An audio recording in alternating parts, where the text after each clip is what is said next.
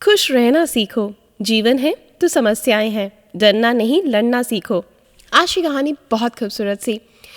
रमेश हरियाणा के किसी गांव में रहता था।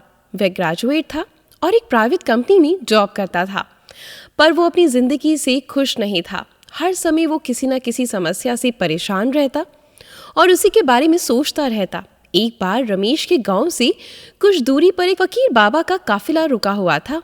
गांव में चारों ओर उन्हीं की चर्चा थी। बहुत से लोग अपनी समस्याएं लेकर उनके पास पहुंचने लगे।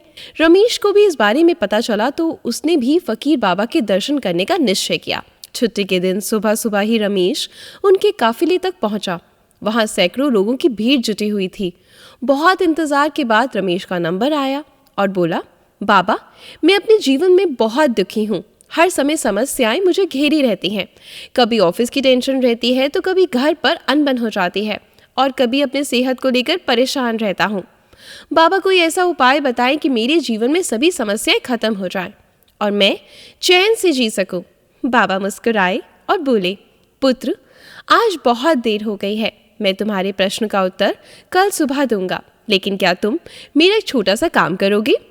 हाँ बाबा, जरूर करूंगा, रमेश ने बहुत उत्साह के साथ बोला। देखो बेटा, हमारे काफिले में से 100 गायें हैं और इनकी देखभाल करने वाला आज बीमार पड़ गया है। मैं चाहता हूँ कि आज रात तुम इनका ख्याल रखो और जब 100 गायें बैठ जाए तो तुम भी आराम से सो जाना। ऐसा कहते हुए बाबा अपने तंबू से चले गए। अगली सुबह बाबा रमेश से मिले और पूछा, कहो बेटा, नींद अच्छे से आई? कहाँ बाबा, मैं तो एक भी पल सो नहीं पाया। मैंने बहुत कोशिश करी पर मैं सभी गायों को नहीं बिठा पाया। कोई ना कोई गाय खड़ी ही हो जाती। रमेश दुखी होते हुए बोला, मैं जानता था यही होगा। आज तक कभी ऐसा हुआ ही नहीं कि ये सारी गायें एक साथ बैठ जाएं। ऐसा बाबा ने कहा। रमेश नाराजगी के स्वर से बोला, तो फिर आपने मुझे ऐसा करने को क्यों कहा बाबा? बोलो। बेटा, कल रात तुमने क्या अनुभव किया?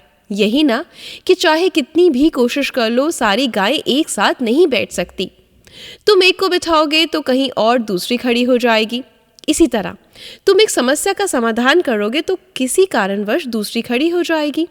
पुत्र, जब तक जीवन है समस्याएं तो बनी ही रहती हैं, कभी कम तो कभी ज्यादा।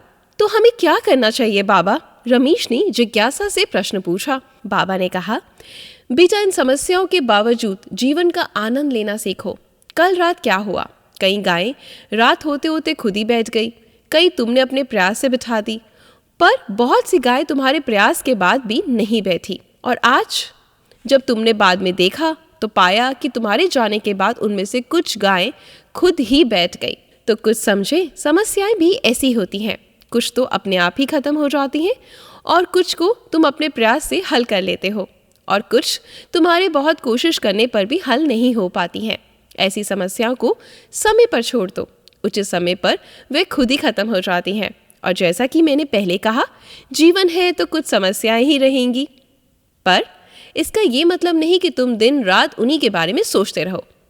ऐसा होता तो गायों की देखभाल करने वाला कभी सो ही नहीं पाता। समस्याओं को एक तरफ रखो और जीवन का आनंद लो। चैन की नींद सो, जब उनका समय आएगा तो वो खुद ब खुद हल हो जाएंगी। पुत्र, ईश्वर के दिए हुए आशीर्वाद के लिए उसे धन्यवाद करना सीखो। पीड़ाएं खुद ही कम हो जाएंगी। फकीर बाबा ने अपनी बात पूरी करी। बाबा की बात सुनकर रमेश को भी समझ आ गई थी।